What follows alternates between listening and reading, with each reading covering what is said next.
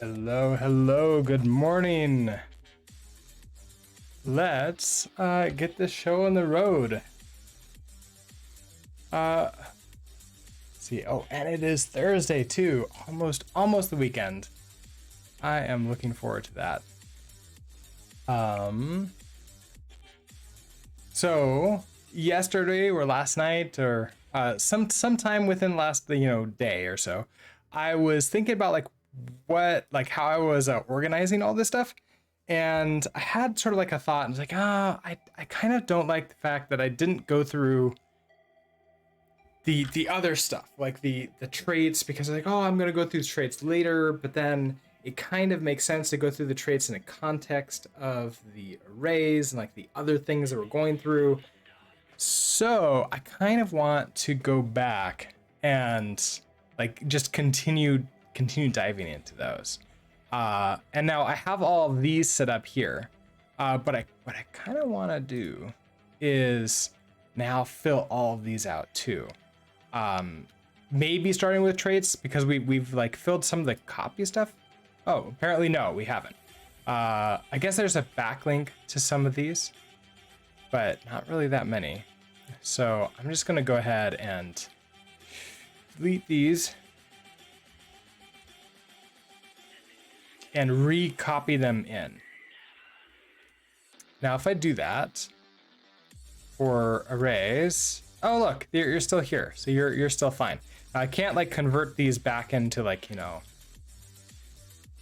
not something else, which is just too bad. But I'll take it. I guess you're gonna point to something as deleted. Yeah. We'll put it back. Okay, so what I want to do is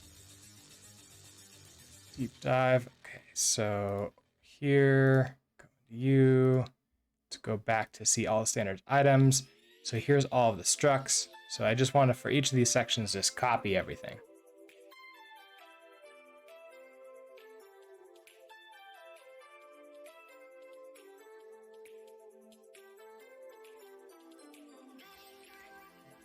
To you, structs, you go in there. Okay, cool. And then you can get turned into pages. Awesome. We already have primitives for that. Let's continue on. Enums is next.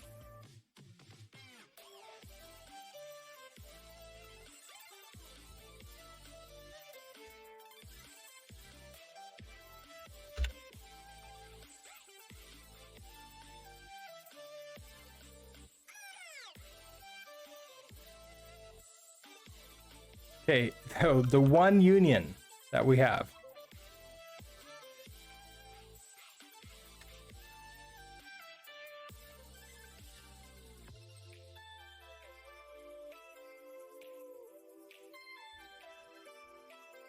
Okay, primitives. We already did the primitives, so there's that. Wait, stop. This is where I want to go. Traits. Okay, traits are next. This is the big one. Cody Garden fan, hello. Good morning.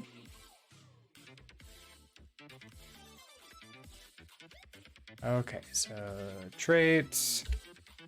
Come into here and turn you into a page.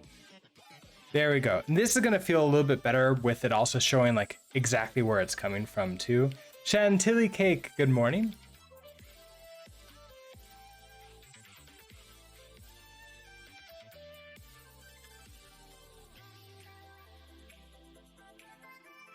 These are macros.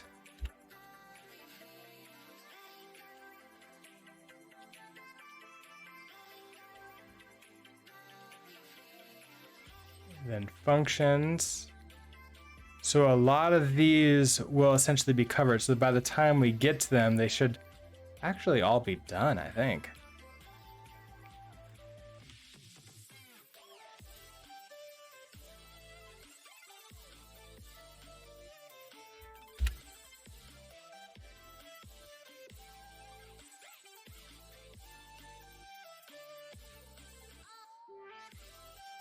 Type definitions.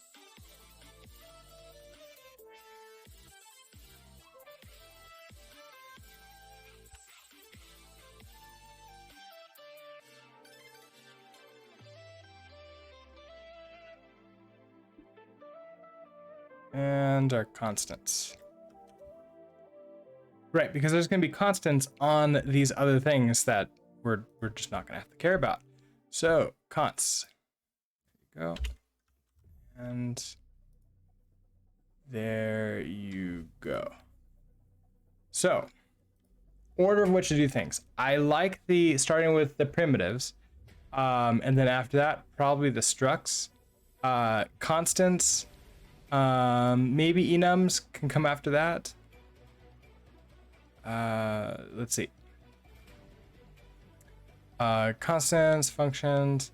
Maybe we should put enums ahead of that. I don't know.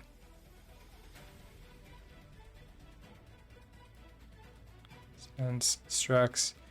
I don't know about this unions thing. We'll put this here.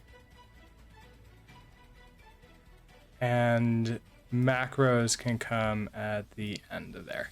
So my thoughts are all of these should be completely filled out and we shouldn't have to worry about any of them by the time we get to it, because everything in here like essentially references stuff in there. Like functions are part of, well, primitives and enums and structs because they're part of, you know, they're in there. So yeah, that I like this more. So if we come back into arrays, we have sort of like our notes section.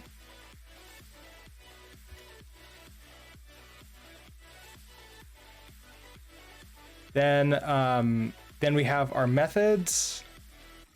And if we go back to arrays, so the primitive type.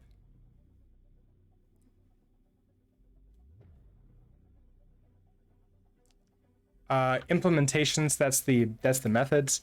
Let's see. Everything was nightly only. Then we have the trait implementations. So in some way we can say these are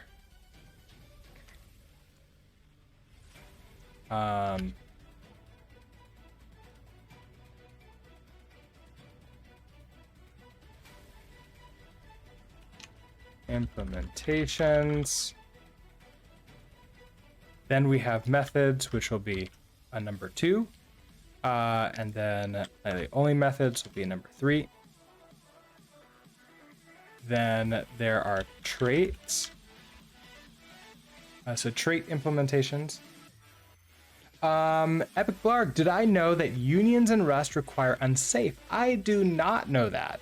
I'll probably discover that when we get to the union section, but that's going to be a long time from now because that's like the last of the sections I think we're going to look at. Maybe not before macros, maybe second to last. But I did not know that. Also, I don't know what Rust means by unions because, like, to me, unions are for like union types. Like, it can be one of 2 different types. Is it the same thing? Like it can be this type or this type? It's not really surprising, but it can be a little surprising when you're looking through the basic types and suddenly you're faced with that scary unsafe keyword. You know, I need to have like a sound effect whenever we talk about unsafe. We can have like a ooh or like a lightning strike or something. That feels like Rust appropriate. Let's see. We have so trait implementations. And then we're going to have the auto trait implementations. So auto trait. And then blanket. And these are blanket traits.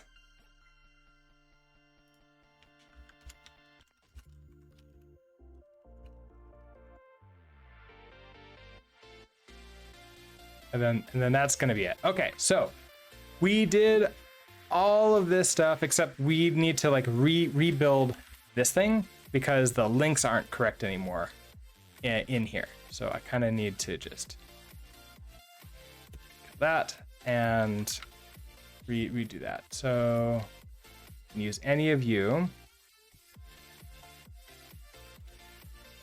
Union is exactly what you think it is, but it basically behaves like a special case transmute, so it requires unsafe. Interesting.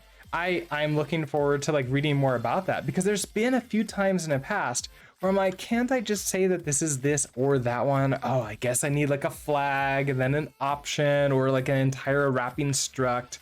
And that actually may have sort of like helped out a few different times. So yeah, I'm actually looking forward to seeing all those things.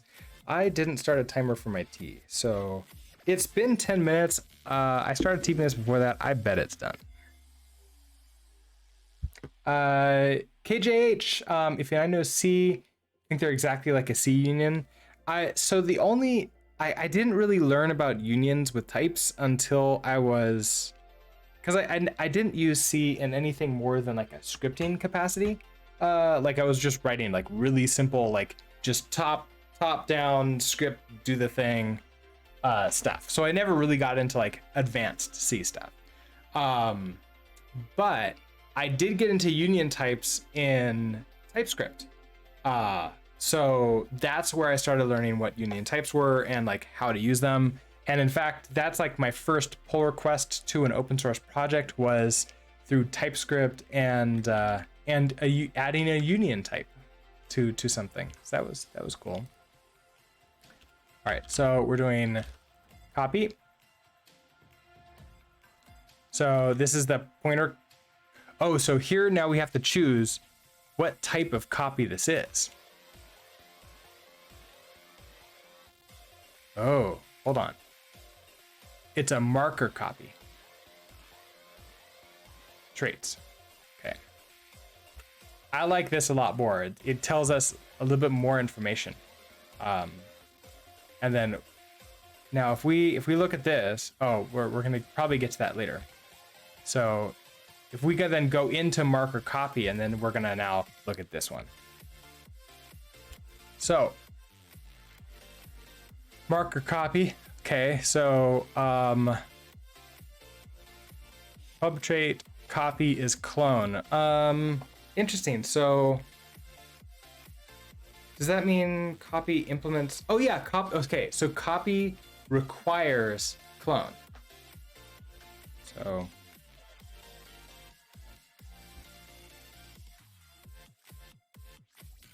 So copy requires clone.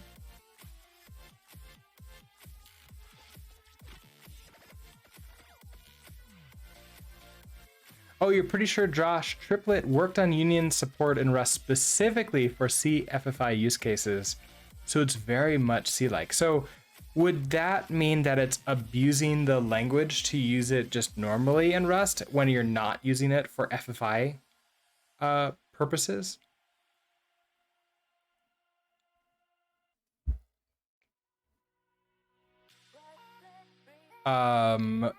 Type-suit values can be duplicated simply by copying bits.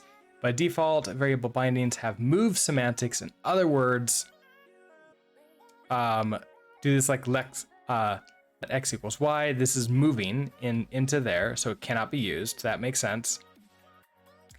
But if we implement this copy and clone here, and you have to do both. Okay, clone is also required as it's a super trait of copy. So super trait ideas is like where we have, okay, this trait and this trait is like a child of that trait. So therefore, if I want to use this trait, I also have to have that trait. Yeah, I guess that's why it requires unsafe to access, sort of, yeah. I would say that enums and pattern matching are the normal way to do it. So I probably should do it the way I've been doing it and just sort of like, I wish I could do this if only there was a way. And then just purposely ignoring the, like, you know, the unsafe way to do it over there.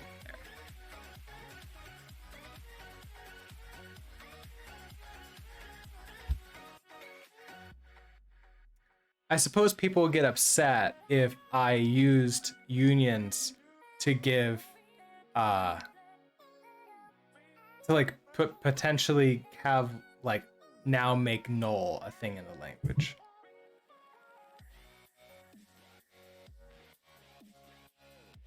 Well, we're definitely gonna get there. Like when we get to that section, we're gonna play with it. We're gonna play with it. Okay, yeah. So then we have this like struct foo, x equals foo, y equals x, and it copies over. So if it would have moved, and we needed to have access to x again in the future, it will copy.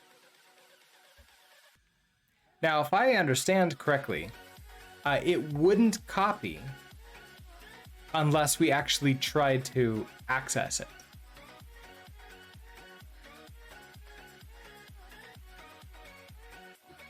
It's important to note that in these two examples, the only difference is whether you're allowed to access X after the assignment. Under the hood, both a copy and a move can result in bits being copied in memory, although this is sometimes optimized away. So that's another thing, is that even if we have copy and clone, the copy may be optimized away if necessary. So what I'm reading here is that the compiler is smart enough to say like, hey, look, I'm copying over because, you know, let's say this line doesn't exist. We're not printing line. I copy over, but I don't really need a copy because I'm not doing anything with X anymore. I can just go ahead and move. So therefore it just does the move and it doesn't bother with that. So you don't need to worry about being optimizing yourself. The compiler will optimize copy for you. How can I implement copy? There are two ways to implement copy in your type. The simplest is to use a derive. So, right, so like the derive macro. So implementations, derive macro. So that's the entire, we have this thing, derive copy clone on like something.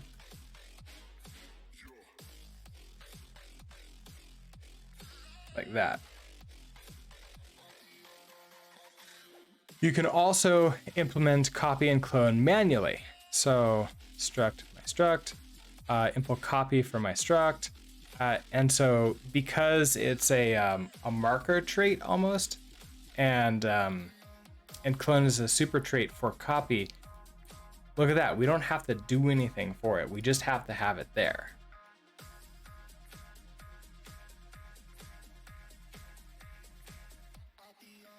And then we've implemented clone ourselves. So we've not had to do anything special for it. So impl clone, and then clone is actually just like doing the clone. So drive macro. So then this one is going to be the manually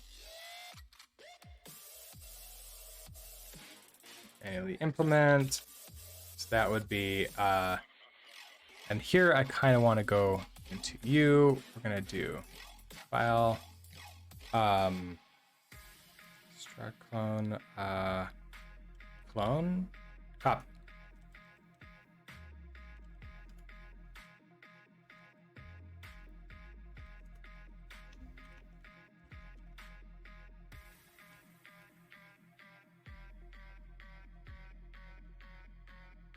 So if I do that, and then I can impl copy. So I don't think I can impl copy without implementing clone myself. So impl copy for something that, do I need a semicolon? I don't think I do with it's empty like that.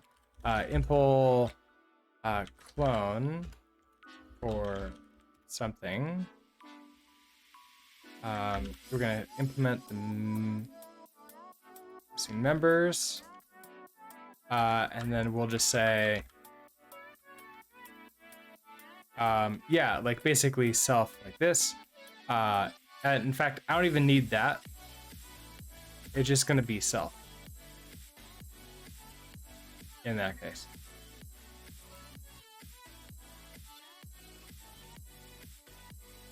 But I have access to self here to be able to like copy any members of something. So there's that.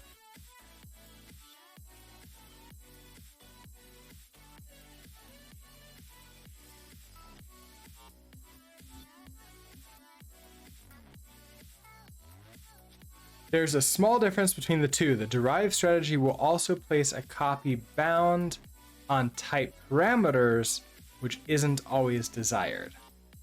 Okay, so that's actually probably something important to do. So in the derive macro,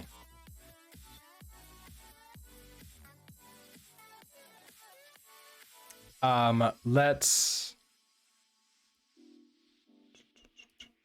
over here, let's say we have struct something else, and this actually is like this other thing. Now I need to make sure to do something that doesn't implement copy already or clone. Copy or clone. So let's create like a third thing. Struct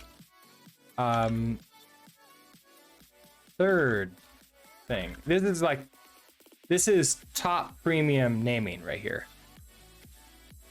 This is what you're paying for, is just these type of names. Okay, so we have something else.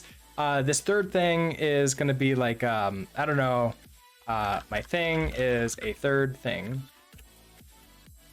and that's it. Now if I try to derive this, it's going to fail.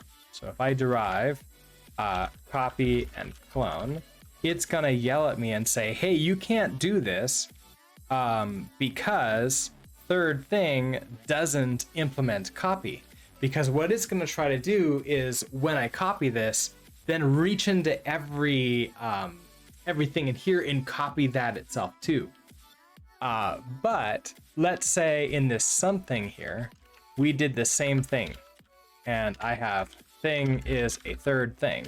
But instead of deriving copy and clone, we're going to do this manually. So copy is still the same thing here, but clone, we're going to say, I want self thing is just going to be a third thing. We're just going to create a new one like that.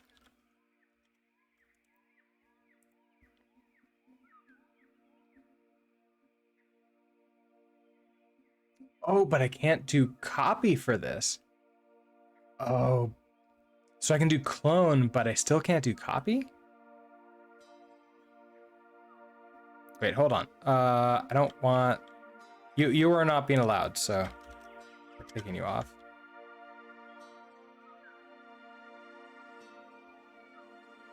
Oh, I was kind of hoping that I could copy, which actually just implements clone, but it doesn't?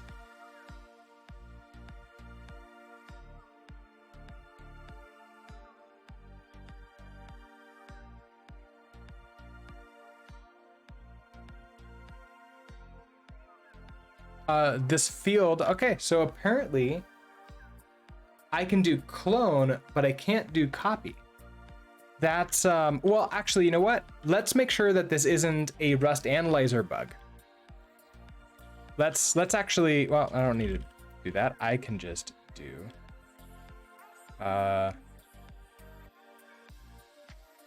let's just run this. So we're gonna say in main, I wanna create a something. So that, oh, I love this. Okay, something equals something, thing is this third thing. And then I want to do let something else equals, so let copy of something equals something like that. And then I want to maybe like debug both of something and copy of something. And now if I run this, oh yeah, this field doesn't implement copy. Well, so this is good information to have. And this feels okay.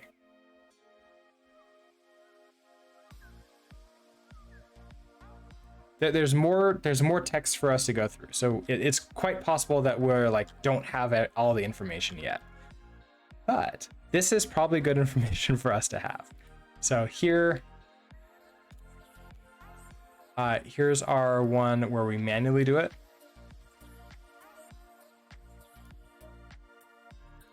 I'll actually put you to the left like that. So manually is like that. And then auto is like this.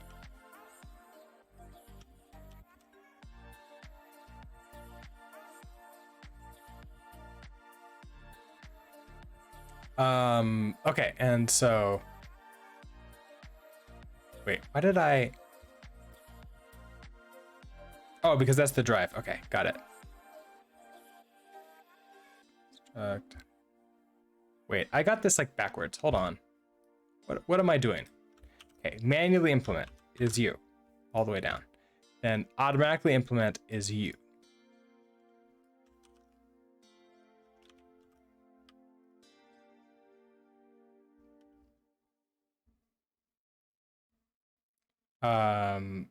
Then we can just say like, however, we run into a problem here because third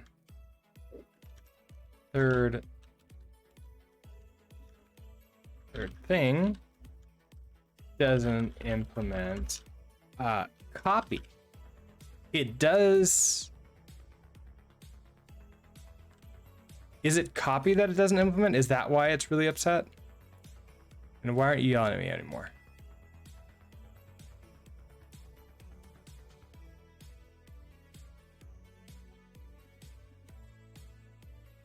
Does not implement copy. So it needs to implement copy. Huh. But I can't implement. So if I do impl copy for third thing. Yeah, I can't do this without clone also being in there. So it's not like I could just do that to trick it. So third thing doesn't implement copy. Nor clone, which is needed, even if we have manually implemented copy on something. That means that a clone isn't really calling copy, or if it is, the compiler isn't aware that we that a copy can happen. That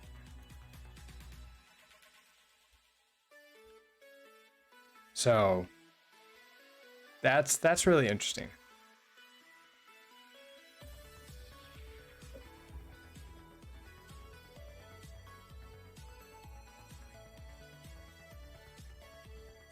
What's the difference between copy and clone? Copies happen implicitly.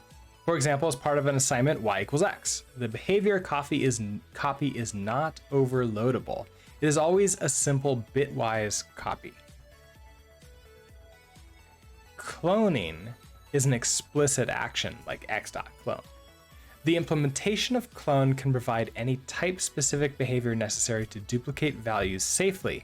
For example, the implementation of clone for string needs to copy the pointed to string buffer in the heap. A simple bitwise copy of string values would merely copy the pointer, leading to a double free down the line. For this reason, string is clone, but not copy.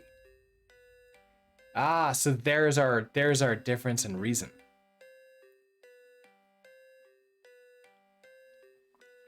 A clone implements different logic, whereas a copy always has to be like the actual thing, like whatever it is copied. And so if it's a reference to a pointer or whatever, that reference is copied. Okay, so which is exactly true. So is actually happening is copy is doing a bitwise copy. It is copying the value of the variable, not necessarily what that variable is pointing to.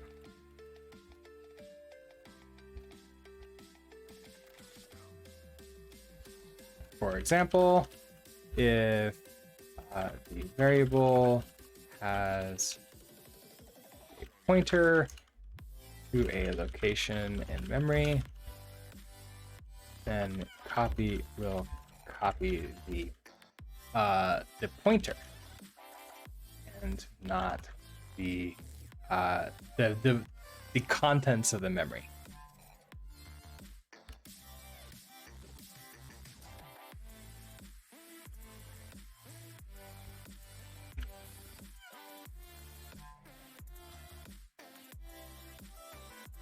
So that's important to know, and that explains why I can't implement copy, but I usually can implement clone.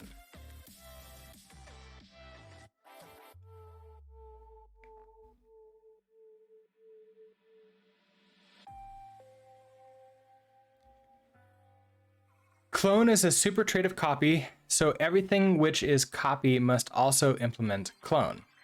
If a type is copy, then its clone implementation only needs to return dereference self. See the example above. Now, I couldn't do that for my example here. So let's give like change this up a little bit. So let's do like one that actually works too. So we'll have struct this can be copied. Now you, oh no, I probably should just do like something like this. Now we're going to do derive, copy, clone.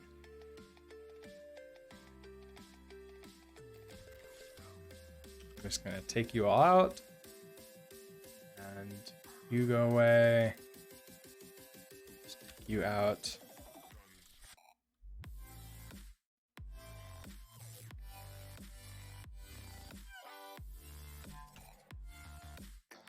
So basically all the different ways of doing stuff. Okay.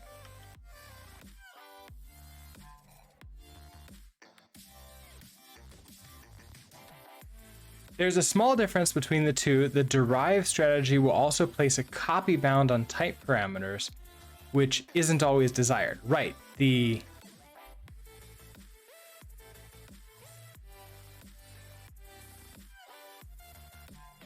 Wait, no, we already did that. Hold on. When can my type be copy? A type can implement copy if all of its components implement copy. So that's what we had run into. For example, this struct can be copy. Point, because it's I32s, and all the primitives, I believe, implement copy. A struct can be copy and I32 is copy. Therefore, point is eligible to be copy. By contrast, consider struct point list, which is like points, vec point. Oh, okay, so points list. So we have a structure that just has a list of these points. The struct points list cannot implement copy because vec of t is not copy. So vector, which we'll eventually get to in structs, doesn't implement copy. If we attempt to derive a copy implementation, we'll get an error. Shared references are also copy. So a type can be copy even when it holds shared references of types T that are not copy. Consider the following structure which can implement copy because it holds a shared reference to our non-copy type point list from above. Oh, so we have a reference to point list, and we can copy the reference because it's copying the pointer and not the thing in memory.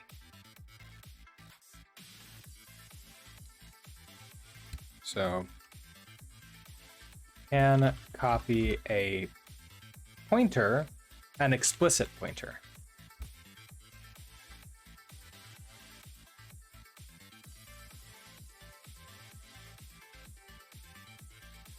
When can't my type be copied? I kind of feel like they just went over that too. Some types can't be copied safely. For example, copying a mute T would create an aliased mutable reference. Ah, okay, so a mutable reference. Okay, so we can copy an explicit pointer though, as long as it's immutable. So it's an immutable pointer / reference. Mutable references and never be copied.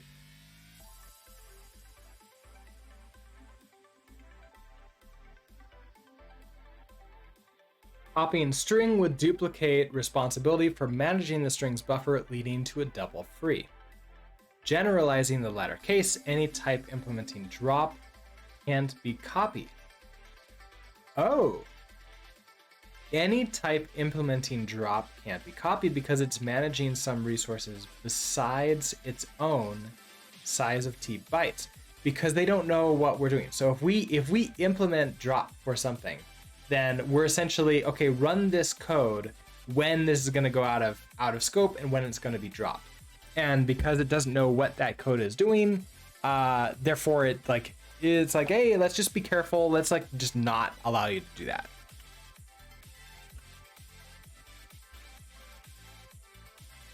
Okay, so we also can't implement copy on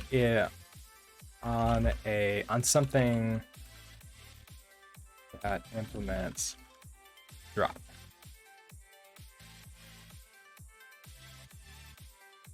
Because it's managing some resource besides its own size of T bytes.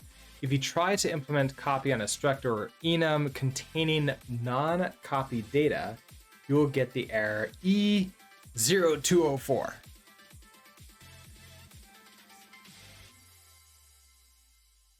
Interesting. Okay, so they got. I love that they have like those errors in those links, because then they actually reference to those in the errors when they print them out. It's great.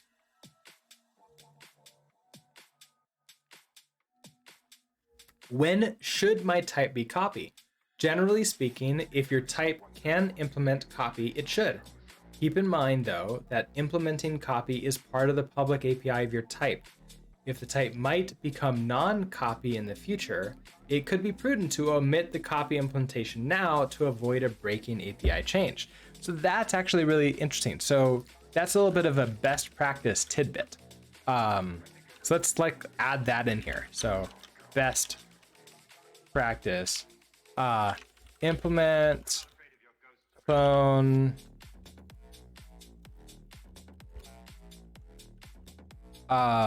if it can be, unless it might not be able to in the future.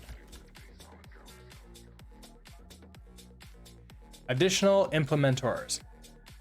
In addition to the implementors listed below, the following types also implement copy. Function item types. The distinct types defined for each function. So wait, functions themselves can be copied. Is that what I hear about? Like functions can be copied. Function pointer types. So like functions that return something. Array types for all, and this is like what's interesting because vectors can't be copied, but arrays can be. Array types for all sizes if the item type also implements copy. Right, and that's actually how we got here, is because hey, if arrays, if like the contents of array implements copy, then we're good to go. Tuple types if each component also implements copy, so that's like literally everything inside of it. Okay. Closure types if they capture no value from the environment, or if all such captured values implement copy themselves. Note that variables captured while shared references always implement copy, even if the referent doesn't, while variables captured by mutable references never implement copy. Right, because mutable references don't. So that's actually interesting because there's been times in the past where I have created a closure and I'm using something outside of the value, and I guess like it just makes intuitive sense.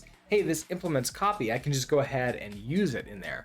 But it's good to know that essentially it's like I can also, the closure itself now implements copy. Like that's kind of a thing now. I didn't realize that.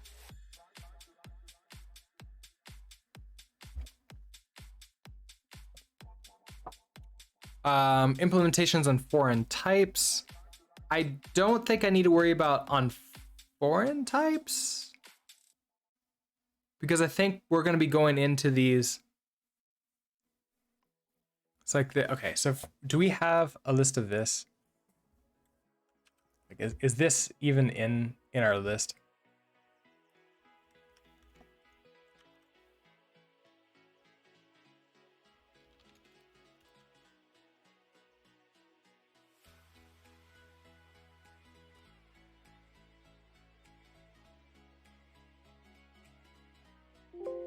Oh no, okay, that's not listed here at all. What are you? So architecture for x86, M256BH.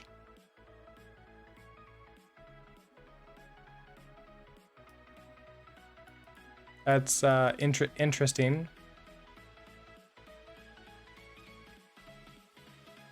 I think foreign types means types from a different crate. Oh yeah, that's a good point. They're from core, and we're looking at standard. Yeah, I hadn't thought about that.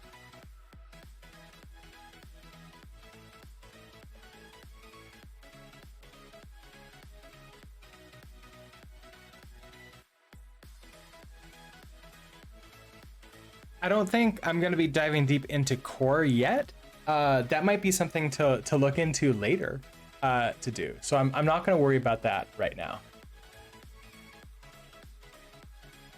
Implementors, we're going to be going into these. So these are all the things that are implementing this for them. For example, we saw this in arrays. So that's probably somewhere in this list. I probably missed it.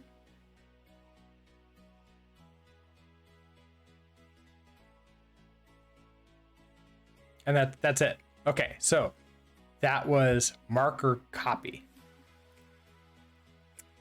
Clone is next. So we go back to Primimus arrays. Okay, here's that marker copy, and we're going to do a clone. Now specifically, yeah, okay, it's going to be this trait clone.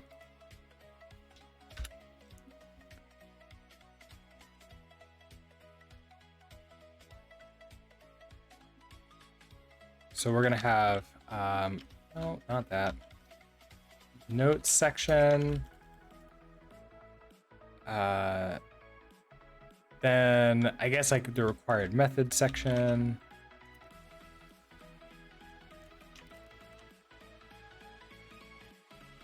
Provided methods.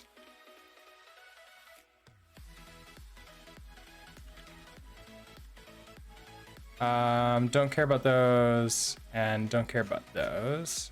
And I think that's it. tons of things to implement clone. Okay, that makes sense. Now with these, can I take you and somehow turn you into a template? I don't think I can turn this into a template here.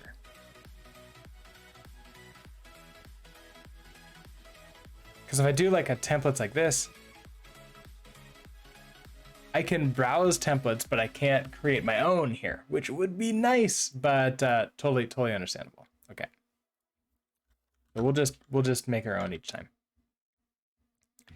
Okay. A common trait for the ability to explicitly duplicate an object. And that's what we were seeing with copy. So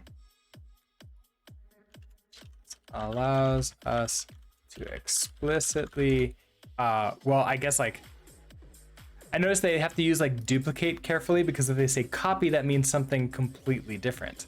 So explicitly,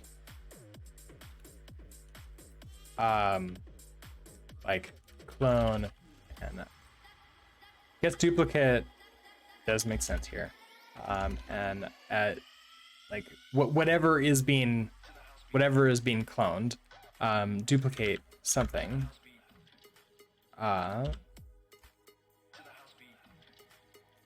Differs from copy in that copy is implicit and an inexpensive bitwise copy, while clone is always explicit and may or may not be expensive. So that's also something interesting. Clone may or may not be expensive. So using copy is always a better choice when performance is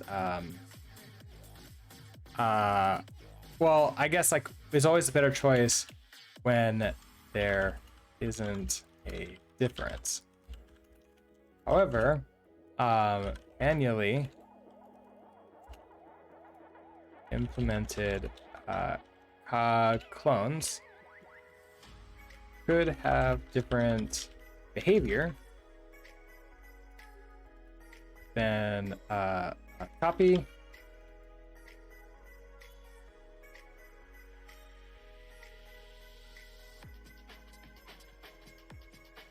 So may not always want to choose the faster method. The cheaper method, I guess.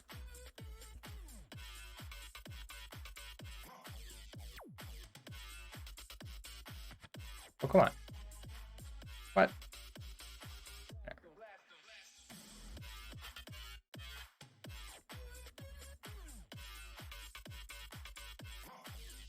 But yeah, we may re-implement clone and run arbitrary code, and they're not aware if we have done that. Like the compiler, for all that we talk about like how great it is, isn't really that smart. It's like it doesn't know what that code is, or even if we have the code, it just knows that we could have that code, and therefore has to be careful about that. Since clone is more general than copy, you can automatically make anything copy be clone as well. Yeah, I sort of feel that's backwards written, but yeah, okay. Derivable. This trait can be used with derive if all fields are clone. The derived implementations of clone calls clone on each field. For a generic struct, derive implements clone conditionally by adding bound clone on generics pattern parameters. Right. So like now, when deriving, every field needs it. So when deriving clone, every field now requires clone. I guess I kind of want to just do this. just to make that a little bit nicer. Okay, now field ever requires clone to be implemented in some way.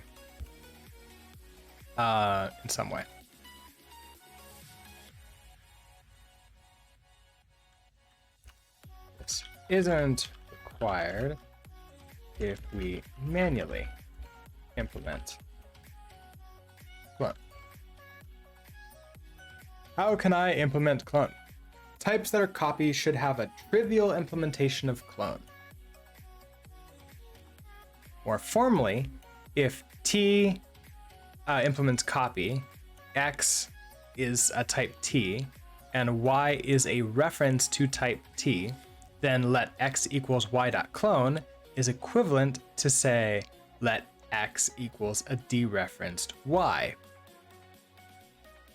Because it's copied out, not like, yeah, because it's copied out. Manual implementation should be careful to uphold this invariant. However, unsafe code must not rely on it to ensure memory safety. An example is a generic struct holding a function pointer. In this case, the implementation of clone cannot be derived, but can be implemented as, okay, so let's see. We have this generate T. Okay, so we have the struct generate T, which is a tuple type that has a function that returns a T in the tuple.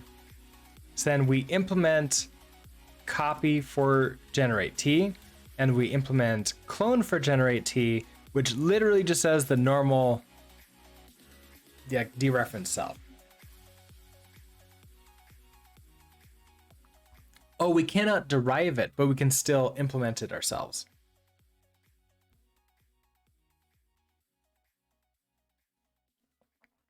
That's interesting. I guess it's because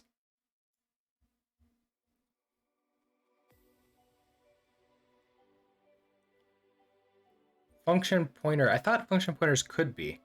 Oh no, they can have it, but I guess just like it doesn't want to do it just in case.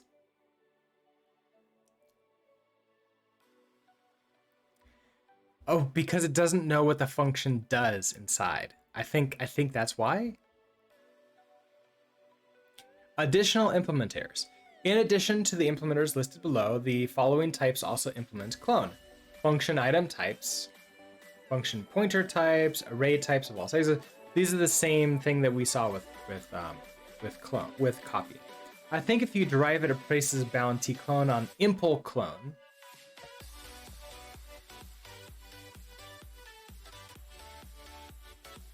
But in this case, that bound is not necessary. You might be right.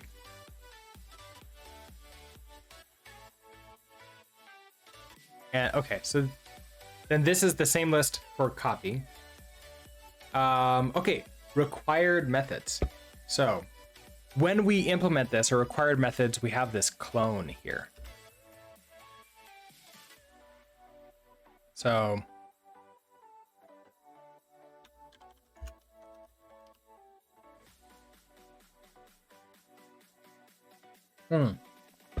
but I think this is a method, right? I can do clone. Will this find the method?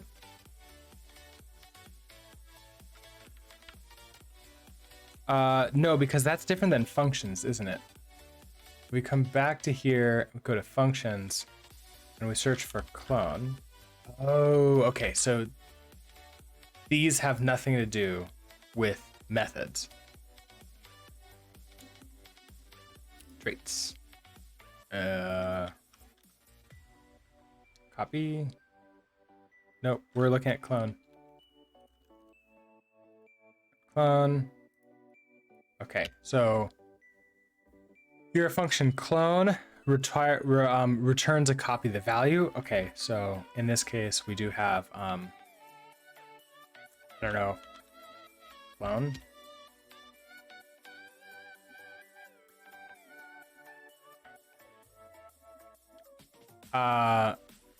And that's like, okay, that makes sense. Like this actually just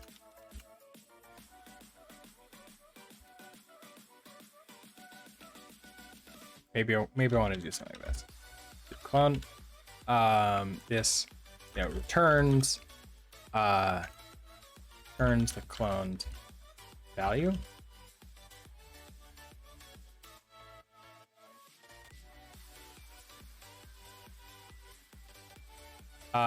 Now, provided methods. Clone from forms a copy assignment from source. Okay, so we have provided methods. Now, provided methods, if I remember correctly, are basically if I implement this, I now just have this. I don't have to implement it myself. It just is there now. So, clone from performs a copy assignment from source. So a.clone from this b is equivalent to a equals b.clone in functionality, but can be overridden to reuse the resource of a to avoid unnecessary allocations.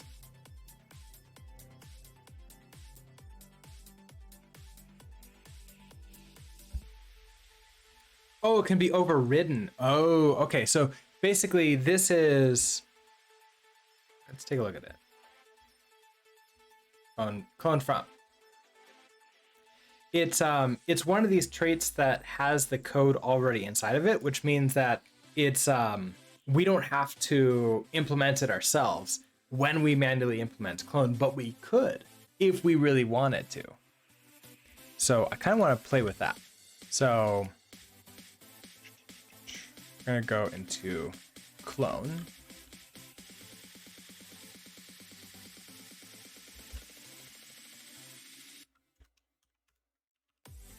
Okay, so let's say we have a struct location, which has this X and Y. And I want to now implement clone for location. Now for this, I want to implement missing members, which is just this form, which is this clone here, which I can actually, for this, like I don't have to do all that. I can just do a dereferenced self, and that's gonna work because all of these implement that. Is that right? No, okay, because each of them. Oh, well, never mind. Never mind. We do have to do this. But self.x, each of these implement copy, so therefore I can do this. However, if I want to implement default members, I get this clone from now, which allows me to take in self. Source is self, like the entire type, but a reference to the type. So capital S self. And then we're going to return a self. X self dot x dot clone. I think I can just do that. Y self dot y dot clone. So I can just make that whatever I want. Is that how I want to do it, or do I want to say like source? This one's kind of weird. Okay, so before I actually implement that, I want to play with it. So let's say we have like let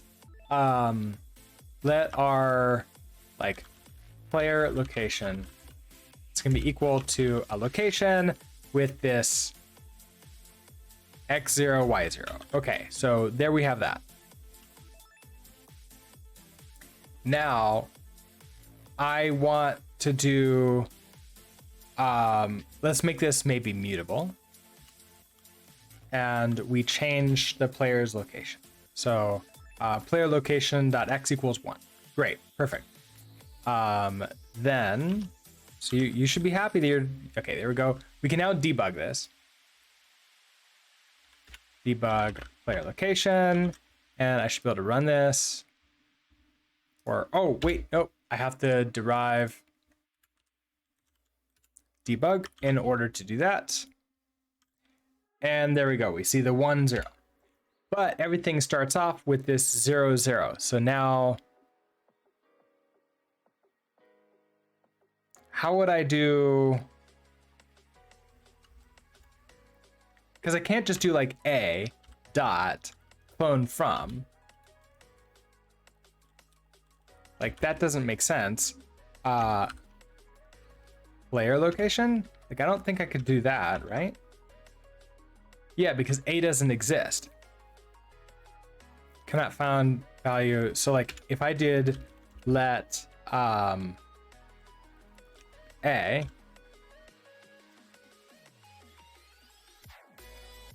type annotations needed. So I need to do a is a location.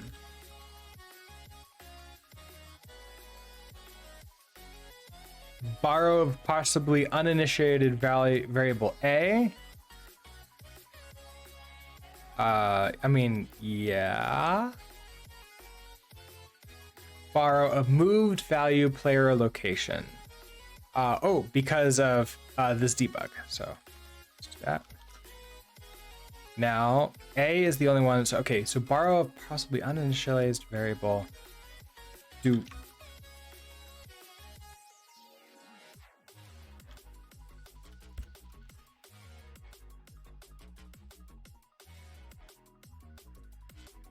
how would I actually do this?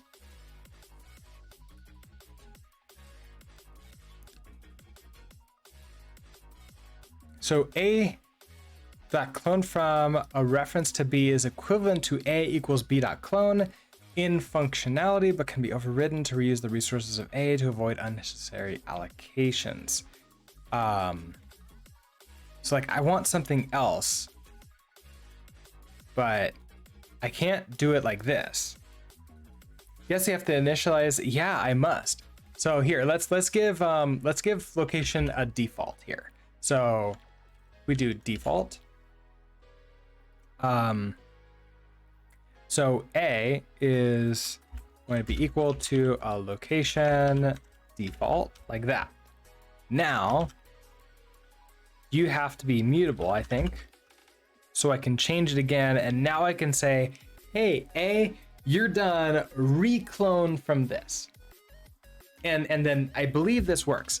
Now, A is gonna be cloned from player location, meaning that if I debug a reference to A, and then at the end of this, we're gonna debug a reference to A again, we're gonna see A changes to have a 1 on it. So we see the 1, 0, here's A, and then here's A again.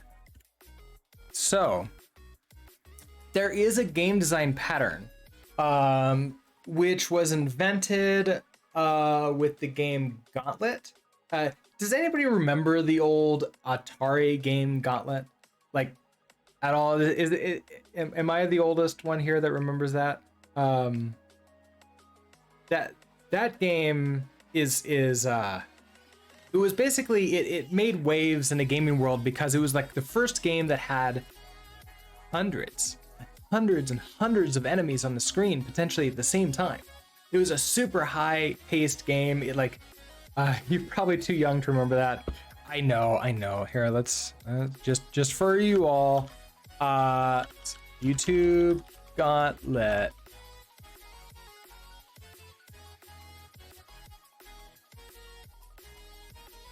$1985. Here's an old arcade playthrough. Epic Blarg. Yes, you remember it. Okay, so here's an example. Let's turn off the sound. These old arcade games are not necessarily the best sounds. But as you can see, they got tons and tons of these enemies on the screen. We see all these ghosts in the upper right corner.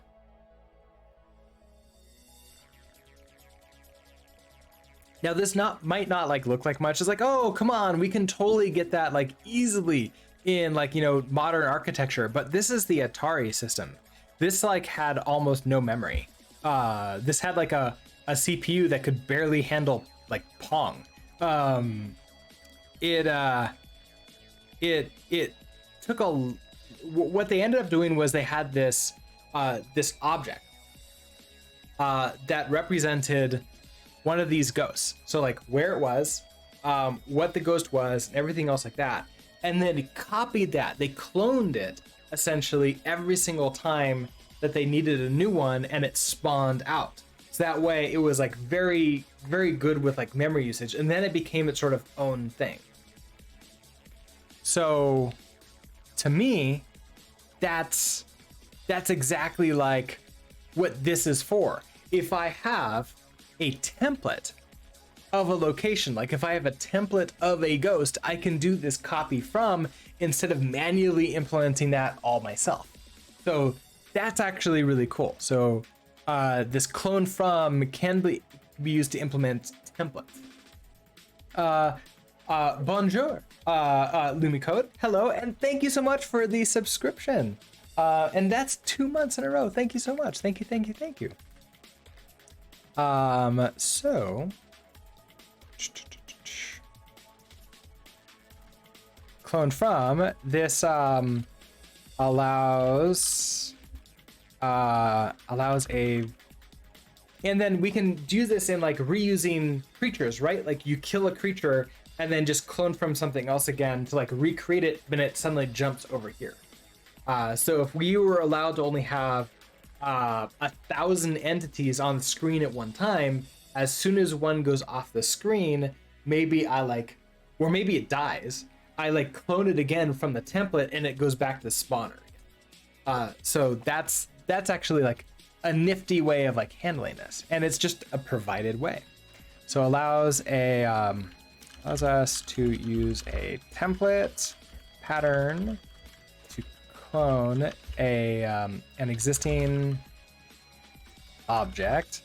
It's interesting because the documentation is actually using the word object here, even though it's not object oriented, but we're calling them objects. So I'm just going to go ahead and call things in Rust objects too, simply because I'm seeing that here. So it allows us to use a template pattern to clone an existing object. The variable are cloning into must be the same type, and the object we are cloning from must exist. So an example here would be this thing. We have our player location.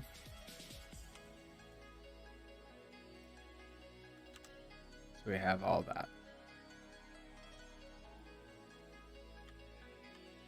No, not that. Tab back. There we go. So that's kind of cool. And then we have the implementations on foreign types. Okay. So then we can go back, and we're back in array.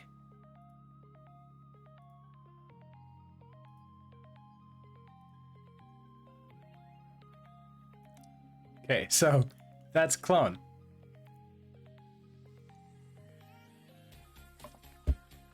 Debug is next.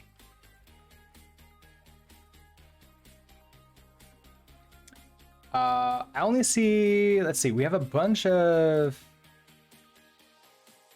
there's only one trait here. So that's format debug.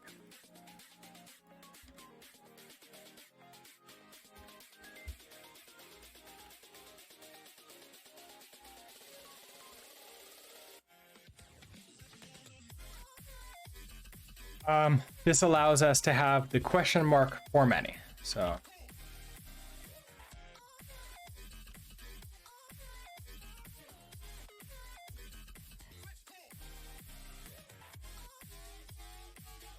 using printing. So it allows us to use question mark when printing or the debug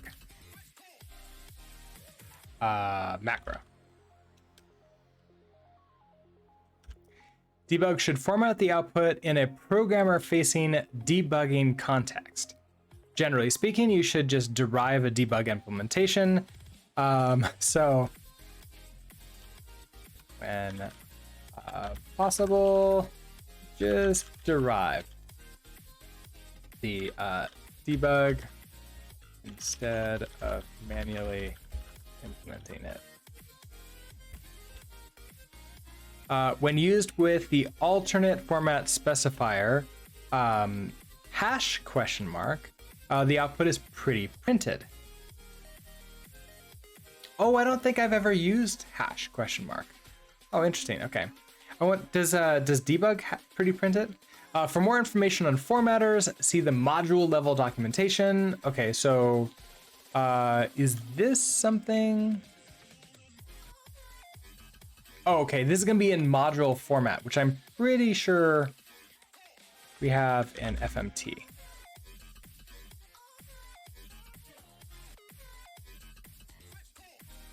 Like, what is it? It's module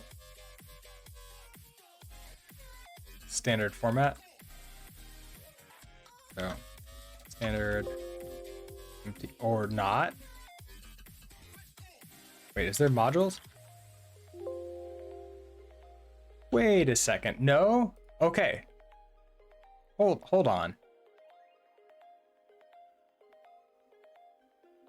So nothing here links to module format. Oh. So this format. That's not the same thing.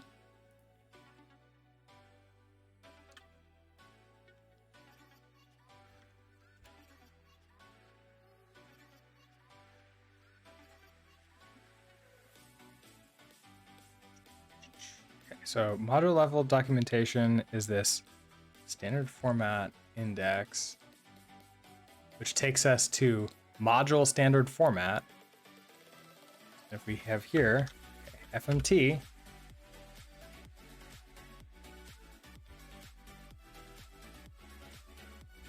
arguments. Okay, so all of these.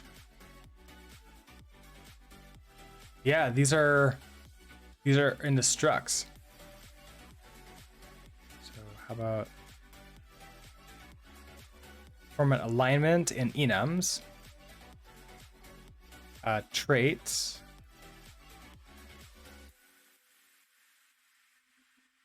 macros, functions? No.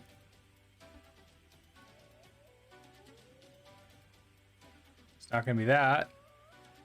And then back up to the top again. Okay, so we have to handle this. So this is the module level documentation. Okay. So we want to go inside of here. So for more information on formatters, see the module level documentation. So let's just create a page here.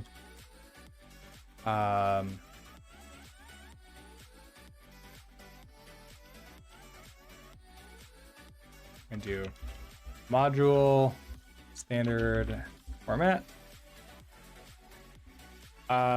Utilities for formatting and printing strings. This module contains the runtime support for the format syntax extension. Okay, so this is just for format. So utilities for supporting the format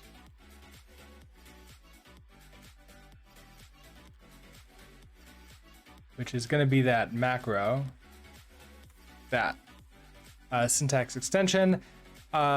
This macro is implemented in the compiler to emit calls to this module in order to format arguments at runtime into strings. Yeah, that's interesting. So they're listed in the create standard page, but not in like the all items page, which seems a bit weird. Like why, like you would think all items would be all items, but apparently not. There's a bunch of stuff here.